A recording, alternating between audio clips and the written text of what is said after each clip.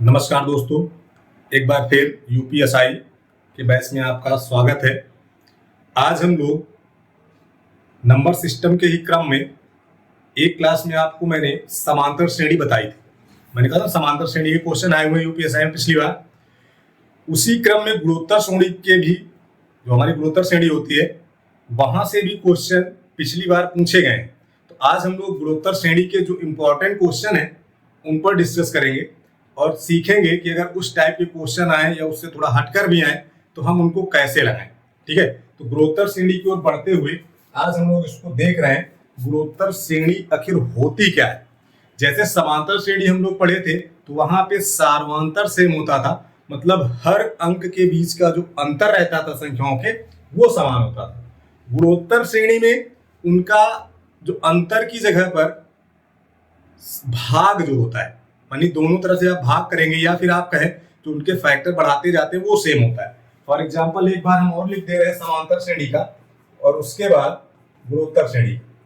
जब आप समांतर श्रेणी की बात करते हैं दोस्त, तो यहां पर कुछ इस प्रकार का होता है। 2 हो गया, 2 थोड़ा सा बढ़ा के लिख दे, 5, 8, 11 इस टाइप से। जब इसको हम गुणोत्तर श्रेणी में लिखते हैं, गुणोत्तर श्रेणी में इसका कुछ जो होता है उसका इस प्रकार बनता है 2, 4, 8, 16 ऐसे। यहां पर देखो 3 बढ़ा 3 बढ़ा 3 बढ़ा, यानी अंतर सेम है। तो जब अंतर सेम होता है तो गुणोत्तर श्रेणी होता है। लेकिन जब देख रहे हैं कि ये संख्याएं मल्टीपल में बढ़ रही, गुणा में, 2 गुना हुआ फिर 2 गुना हुआ, जब गुणा वाला मान सेम हो जाए तब फिर वो गुणोत्तर श्रेणी में चला जाता है।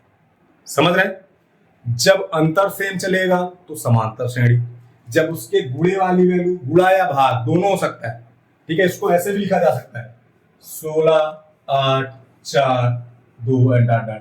देखो यहां का ऐसे भाग हुआ 2 से, यहां भी का ऐसे भाग हुआ 2 से, यहां भी का ऐसे भाग हुआ 2 से। तो जब गुणा में बढ़े या भाग में बढ़े और वो हमेशा समान चलता रहे, यानी 2 था तो 2 आया फिर 2 आया, आगे जाएगा तो फिर 2 ही रहेगा, तो इस प्रकार जो श्रेणी बनती है उनको हम लोग गुणोत्तर श्रेणी कहते हैं। ठीक है, एक बार हम फिर से समांतर श्रेणी और गुणोत्तर श्रेणी के जो फार्मूले हैं वो आपको नोट करा दे रहे हैं। ठीक है, समांतर श्रेणी आप पीछे पढ़ ही चुके हैं, एक बार उसको हम लोग फिर से रिवाइज कर ले रहे हैं, समांतर श्रेणी और गुणोत्तर श्रेणी। वैसे गुणोत्तर श्रेणी का तो मैंने नोट ही कर दिया है। देखो गुणोत्तर श्रेणी को इंग्लिश में बोलते हैं जियोमेट्रिक प्रोपगेशन। गुणोत्तर श्रेणी का जो nवां पद होता है, जैसे वहां पे हम लोग tn पढ़े थे, समांतर श्रेणी का यहीं पे मेंशन कर दे रहा हूं, एक साथ रहेगा तो यहीं पे ध्यान रहेगा। गुणोत्तर श्रेणी का जो nवां पद होता है वो होता है ar की पावर n-1।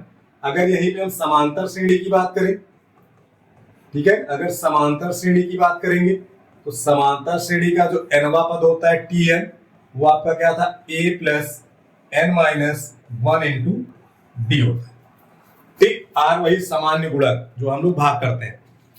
उसके बाद गुणोत्तर श्रेणी का योग वो होता है a r की पावर n-1 अपॉन r-1। इसको ऐसे लिखा जाता है a r की पावर n-1 अपॉन r-1। इसको ध्यान रखना, ये r ग्रेटर देन 1 पे होता है। ठीक है, यानी r की वैल्यू 1 से ज्यादा है। अगर r की वैल्यू 1 से कम हो जाती है, ठीक है, जब r की वैल्यू 1 से कम हो जाती है तो ये फार्मूला ऐसे हो जाता है r-1। ठीक है, ये कब होगा, जब r लेस देन 1 हो जाएगा। ठीक है, तो दोनों ध्यान रखना, ये ध्यान रखना कि आंसर निगेटिव नहीं होना चाहिए, क्योंकि नीचे वाला निगेटिव बन जाएगा ना जब r 1 से छोटा हो जाएगा। तो वही चीज आपको ध्यान रखनी है। अगर यही पे मैं समांतर श्रेणी के पदों का योगफल करूं समांतर श्रेणी में, तो समांतर श्रेणी में जो पदों का योगफल था, पहला फार्मूला आपका था n/2, पहला फार्मूला था n/2 ब्रैकेट में 2a plus n-1 into D. एक तो ये बताया गया था, दूसरा आपको बताया गया था n/2 a plus n, n/2 a plus n।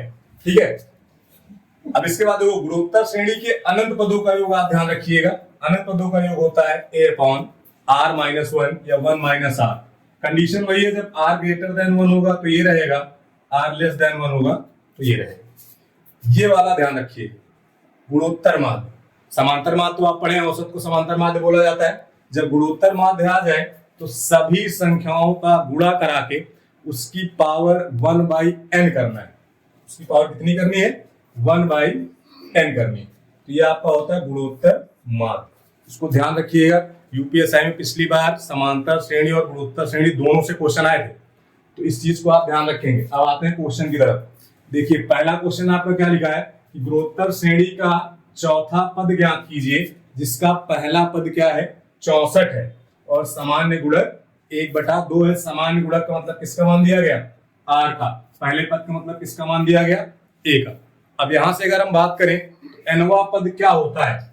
अभी आपको बताया गया है गुणोत्तर श्रेणी का जो एनवा पद होता है वो आपका होता है ए आर की पावर n-1। ये तो होता है। पीछे देखें एक बार, ये देखो गुणोत्तर श्रेणी का जो एनवा पद है यही तो लिखा है ए आर की पावर n-1। तो यही यहां पे लगाना है। ए की वैल्यू कितनी है? 64। पद कौन सा निकालना? चौथा, यानी ये n की वैल्यू। आर की वैल्यू हो गई 1/2। अब इसकी पावर 1 कम कर देंगे तो कितना हो जाएगा? 3। अब ये 8 आएगा, 8 से काट दीजिए इसको, कितना मिलेगा? 8। यानी आपका आंसर क्या हो गया? ये वाला हो गया। आगे देखें, अगला आपका लिखा है 1/1.5, 1/0। ये बढ़ता जा रहा है, इसको थोड़ा सॉल्व कर दो। जैसे 1/1.5 है ना, इसका मतलब लिखा गया दशमलव के ऊपर 0 कर दो, 2/3। अगले वाले को जब सॉल्व करोगे तो आएगा 20/3। इसके आगे सॉल्व करोगे तो आएगा 200। कितना आ जाएगा? 200/3। ऐसे ही करते चले जाओगे तो ये आगे बढ़ता चला जाएगा। अब ध्यान दें, यहां पर अगर मुझे आर निकालना, देखो नीचे वाला तो कांस्टेंट ही चल रहा है, ऊपर गुणा काहे से हो रहा है? 10 से। यानी आर की वैल्यू कितनी हो गई? 10। ए की वैल्यू कितनी हो गई? 2/3। हमें निकालना क्या है? श्रेणी में कितने पद हैं, यानी n की वैल्यू निकालनी है।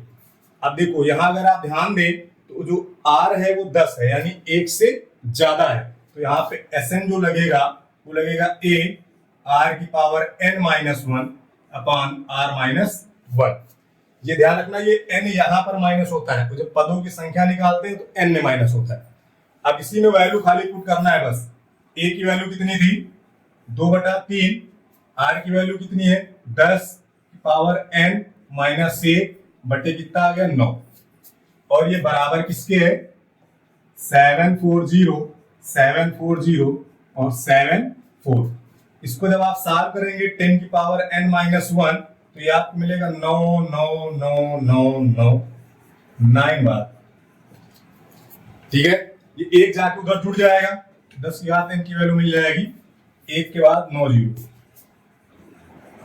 ठीक है, 10 की पावर n बराबर मिलेगा 10 की पावर 9। तो n की वैल्यू कितनी आ जाएगी? 9 आ जाएगी। बात क्लियर है? n की वैल्यू कितनी हो जाएगी? 9 हो जाएगी। अगला देखें क्या लिखा है? 3 का स्क्वायर, 3 का क्यूब, इसी तरह करते करते हो गया 3 की घात 8। आप देखो 3 बढ़ता जा रहा है ना हर बार, यहाँ 3 से गुणा हुआ, फिर 3 से गुणा हुआ, r की वैल्यू कितनी मिल गई? 3 मिल गई। कभी भी अगर r निकालने में दिक्कत हो तो इस वाले पद में इससे भाग कर दिया करो। जैसे 3 की घात 2/3, यानी कि अगले पद से पिछले वाले पद में भाग कर दो, r मिल जाएगा। अब इसको काटोगे तो देखो कितना रहेगा? 3। a की वैल्यू कितनी है? a की वैल्यू हो गई 3। अब बात आती n कितना है, तो देखो 1 से शुरू हुआ है ना, 1 से शुरू हुआ है और कहां तक गया है? 8 तक। तो n की वैल्यू कितनी हो जाएगी? 8 हो जाएगी। अब सीधे यहाँ पे क्या लगाना है? Sn बराबर होता है a r की पावर n-1 अपॉन r-1। अब r-1 क्यों किए हैं? क्योंकि r बराबर है 3, जो 1 से क्या है? ज्यादा है। a की वैल्यू रखो 3, यहाँ पे बन जाएगा 3 की घात 8 - 1 और बटे में कितना आ जाएगा? 2। ठीक है, यही आपका आंसर हो जाएगा। अगर आंसर इसमें है इसको हल कर लेंगे। अब इसको जब आप हल करेंगे देखो 3 की घात कितना है? 8। 3 की घात 8 का मान कितना होगा? समस्या है तो सॉल्व करते हैं। 3 की घात 4 का मान होता है 81, तो फिर से 3 की घात 4 बनेगा यानी 81, और 81 का स्क्वायर, 81 का स्क्वायर होता है 6400 प्लस 161 यानी कि 6561। 81 का स्क्वायर जो होगा वो 6561 होगा और -1 बटे में 2 और गुणे में 3। एक घटेगा तो आपको पता 0 हो जाएगा, बन जाएगा 65 60 बटे 2 और गुणे 3। इसको काट दीजिए, 2 तिहाई 6, 2 दूनी 4, 2 अठे 16 और 0। अब इसी को हल कर लेंगे। 0 8 3 24, 3 दूनी 6, 6 2 8 और 3 3 का 9, 98 40 आपका आंसर होगा। अगला क्वेश्चन देखो, लिखा 16 32 64 128 श्रृंखला में पहली 10 संख्याओं का योग क्या होगा। तो देखो यहां पर r निकालना है तो क्या गुना बढ़ रहा है, 2 गुना बढ़ रहा है। r की वैल्यू कितनी हो गई 2, a की वैल्यू कितनी हो गई 16। r जिसको समझ में नहीं आया मैंने बताया ना, अगली संख्या से पिछली संख्या में क्या कर दो, भाग कर दीजिए। यहाँ पे कितना आ जाएगा 2। Sn बराबर क्या होता है, a r की पावर n -1 अपॉन r -1। जितनी बार r 1 से बड़ा होगा हर बार r -1 लिखना है। जैसे ही 1 से छोटा हो जाए 1 - r कर देंगे। ठीक है, अब a की वैल्यू पुट कर दो भाई। a की वैल्यू कितनी है 16, r की वैल्यू कितनी है 2, कितने तक जाना है 10 तक, -1 और बटे में r -2 यानी कितना 1। अब ध्यान दीजिए 10 2 की घात 10, 2 की घात 10 का मान होता है, 2 की घात 10 का मान होता है 1024। कितना होता है 1024। इसमें से 1 हट गया तो बचा कितना 1023। गुणा काहे से हो रहा है 16 से। 16 से गुणा करा दो, 6 इकाई पे सब में 8 है, 16 3 48 8 बचा 4, 16 दूनी 32 4 36, 16 1 16, 16 368। ये आपका आंसर होगा। बात समझ गए। आगे देखो अगला क्या लिखा है कि यदि पहला पद यानी a, सार्वनुपात यानी r, गुणोत्तर श्रेणी का चौथा पद यानी n की वैल्यू है 4, ये ज्ञात करना है। चौथा पद निकालना है। पद के लिए हम लोग क्या पढ़े थे, a r की पावर n -1, ये तो पढ़े। a की वैल्यू कितनी है 125, r की वैल्यू कितनी है 2/5, n की वैल्यू है 4, 4 में 1 चला गया 3। अब देखो 5 की घात 3 करोगे 125 आएगा, कैंसिल हो गया। 2 की घात 3 का मान कितना होता है 8, आंसर कितना आ गया 8। अगला देखें, अगला क्या लिखा है, एक श्रृंखला में प्रथम 4 पद 4 12 36 108, इस श्रृंखला का छठा पद क्या होगा। छठा पद मतलब आपको n6 निकालना है। क्लियर। a कितना है 4 है, r क्या होगा देखो 3 गुना हो रहा है कि नहीं हर पद, तो r की वैल्यू कितनी हो गई 3।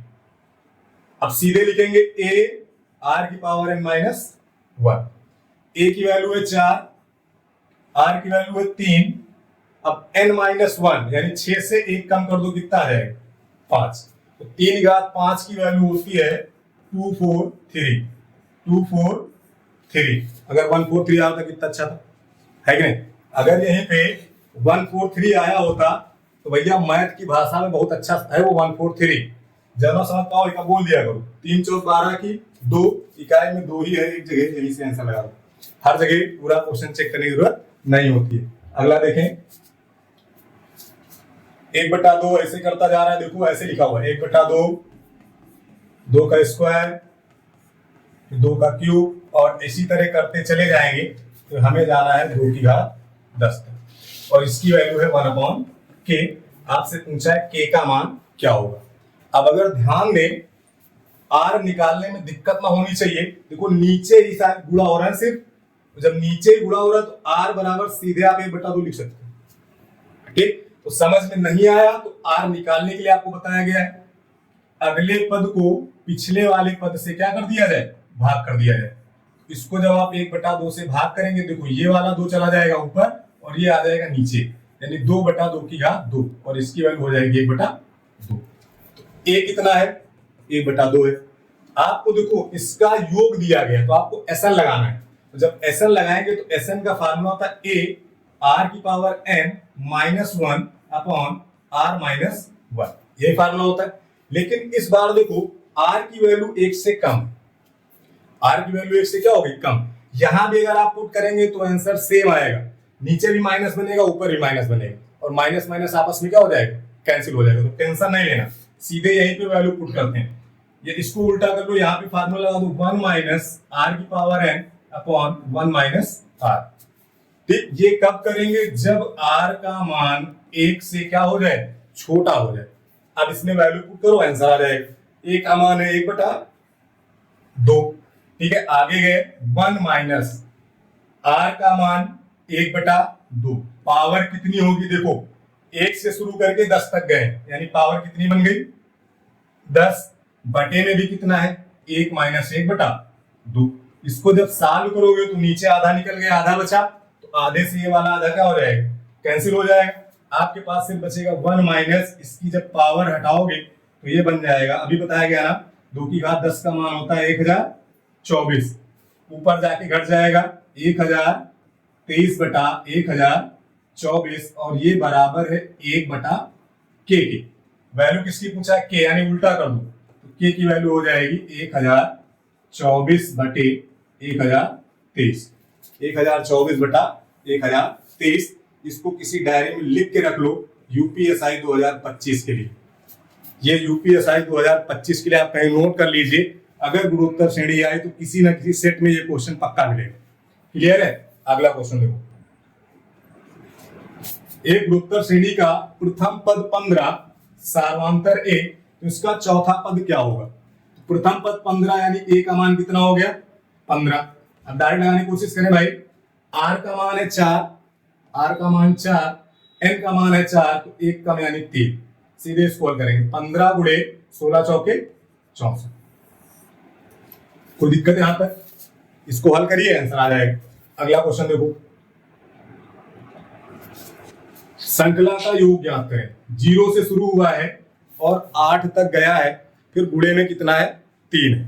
कोई दिक्कत नहीं भाई, देखो 0 से कितना गया, 2, 2 से कहां गया, 4। अब ध्यान देना, यहां पे हम लोग कैसे निकालेंगे r, क्योंकि जब 0 से 2 जाओगे तो हमेशा 0 गुणा करना 0 मिलेगा। तो r निकालने के लिए ध्यान देना, 4 गुना हो रहा है, या फिर ऐसे निकाल लेना 2 की घात 2 बटे में 2 की घात 0। तो जब भाग होता है तो घातें क्या होती हैं, घट जाती है, यानी यहां से आपको सार्वंतर जो है वो मिलेगा 2 की घात 2। जो आपको r की वैल्यू मिलेगी वो 2 की घात 2, या दूसरी भाषा में समझे तो 4। a का मान आपको कितना मिल जाएगा, 2 की घात 0, यानी सीधे कितना लिखा जा सकता है, 1 लिखा जा सकता है। इसको आप सीधे कितना लिख सकते हो, 4 लिख सकते हो। अब बात आती n क्या है, देखो 0 से शुरू होकर 8 तक गया है, तो पद कितने होंगे। अगर 2 से 8 तक जाता तो 4 पद होते, लेकिन एक और है तो पदों की संख्या कितनी हो गई, 5 हो गई। बात समझ गए, SN लगा दीजिए। जब आप SN लगाएंगे यहां पर, SN बराबर a r की power n minus 1 upon r minus 1। a का मान है 1, ठीक, r का मान है 4, 4 की घात 5 माइनस 1, और नीचे कितना कट जाएगा भाई, 4 से 1 गया 3, 4 की घात 5, 4 की घात 5, 4 की घात 4 का मान होता है 256। 256 में फिर 4 से गुणा कर लें, 256 गुणे 4, 4 छन 24 और 4 पंचे 20, 2 22, 4 दूनी 8, 4 पंचे 20, 2 22, 4 दूनी 8, 2 10, माइनस 1 और बटे में 3, क्योंकि a का मान 1 है। अब जब इसको आप हल करेंगे तो यहां मिल जाएगा 1023/3, 3 से कटेगा। अभी पिछली क्लास में बताया गया डिविजिबिलिटी वाला, देखो अंकों का योग 3 से कट रहा, मतलब संख्या भी 3 से क्या होगी, कट जाएगी, तो 3 से काट दीजिए, आंसर है।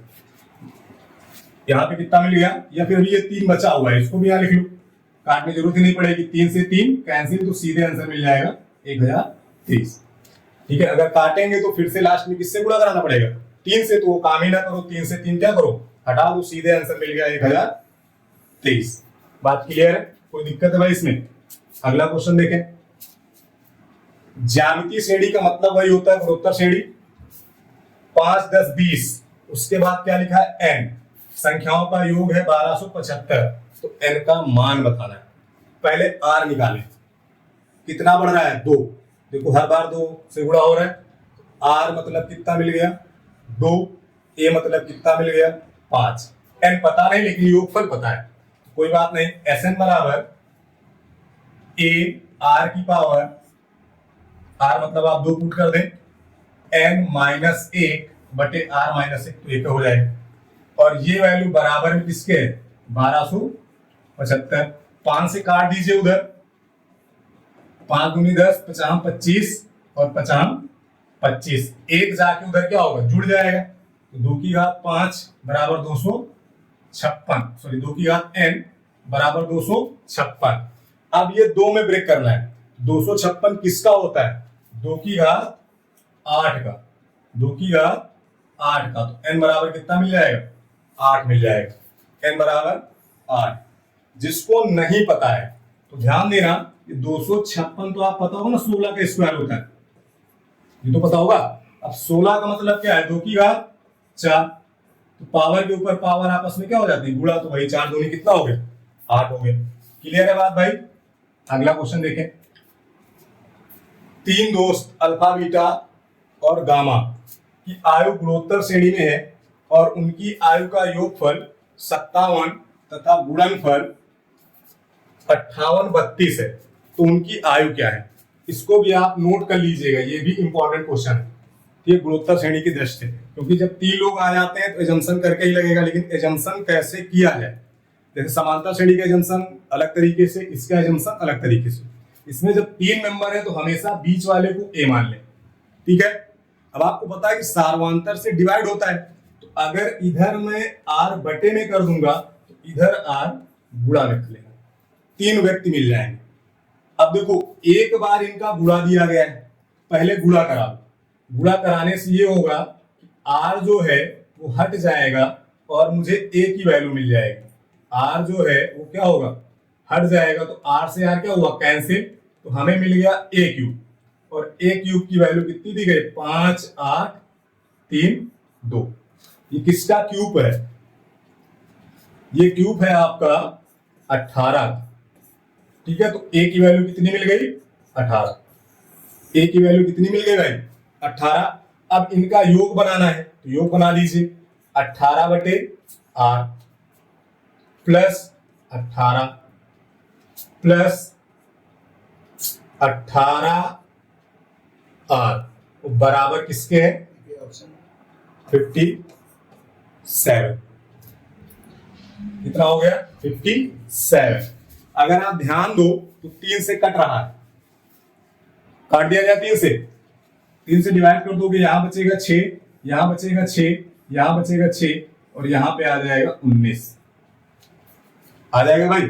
तो देखो यहां मिल जाएगा 6 plus 6r plus 6r square बराबर 19r, ठीक है। इसको इधर ले आएंगे तो मिल जाएगा 6r square minus 13r plus 6 बराबर 0, प्लस 6 बराबर 0। अब इसके आपको फैक्टर करने ही पड़ेंगे, ठीक है। तो एक तरीका आपका ऑप्शन से होता है, तो पहले बेसिक वाला समझ में, मान लो अगर सिर्फ पूछता बीटा की आयु क्या होगी तब फिर ऑप्शन वाला नहीं लगेगा ना, फिर तो आपको पूरा लगाना पड़ेगा। तो एक तरीका है सीधीधराचार लगाओ, एक तरीका सीधीधराचार लगाओ, या दूसरा तरीका देखो अगर यहाँ पे एक होना चाहिए, नहीं हो रहा, देखो 9 चौक 36, इधर गुणा कराते हैं तो 36 के ऐसे गुणनखंड करो कि गुणा कराने पे 36 बन जाए और जोड़ने पे माइनस का 13 बन जाए। तो अगर मैं इसके फैक्टर करना चाहूं तो 9 चौक 36 होता है कि नहीं, 9 चौक 36 होता है, तो दोनों को अगर माइनस में लिख दें तो देखो 2r माइनस 3, यहां से 2 कॉमन ले लो माइनस का, जब माइनस का 2 कॉमन लेंगे तो यहां मिलेगा 2r माइनस 3 बराबर 0। देखो ये चीज कॉमन हो जाएगी तो वैल्यू मिल जाएगा 2r माइनस 3 और एक तरफ मिल जाएगा 3r माइनस 2 बराबर 0। एक बार इसको 0 के बराबर कर दो, एक बार इसको 0 के बराबर करो, तो r बराबर आपको मिलेगा, एक बार मिलेगा 3 बटा 2 और एक बार मिलेगा 2 बटा 3, बस यहीं पे पुट करना है। अब a की वैल्यू थी 18, देखो जब 18 रखोगे यहां पे करोगे 2 बटा 3, इसकी वैल्यू मिलेगी 27, यहां पे मिलेगी 18, यहां पे जब रखोगे तो 18 2/3, 3 छंग और 6 दूनी 12, 27 18 12, ये लो 27 18 12, यानी यही आंसर आपका हो गया सही। वही 3/2 को उल्टा कर दो तो फिर वो वाली वैल्यू मिल जाएगी जो इधर लिखी हुई। बात क्लियर है? तो इसको आप नोट कर लेना, एक बार इसको देखना, जिसको समझ में ना है वो यहाँ से सीधा 4 भी लगा सकता है। ठीक है, जब अगली क्लास होगी तो उसमें सीधा 4 आपको बताया जाएगा कि कैसे आता है। इसको याद कर लो, क्वेश्चन है याद कर डालो। क्या लिखा है? x1 x2 x3 के साथ साथ y1 y2 y3 सार अनुपात गुणोत्तर श्रेणी में है तो बिंदु x1 y1 x2 y2 और x3 y3 है, तो इसका आंसर होता है एक सरल रेखा में होते हैं, क्योंकि इनकी प्रवणता जो है वो एक आती है। इनकी जो प्रवणता होती है कितनी आती है? एक आती है। इसको आप याद कर लीजिएगा, ये क्वेश्चन इंपॉर्टेंट है, थ्योरी टाइप में आ सकता है, तो इसको आप ध्यान रखिएगा। तो गुणोत्तर श्रेणी के जितने इंपॉर्टेंट क्वेश्चन थे वो आपको आज करा दिए गए हैं। अगली क्लास में हम लोग कुछ और करेंगे, तब तक के लिए धन्यवाद।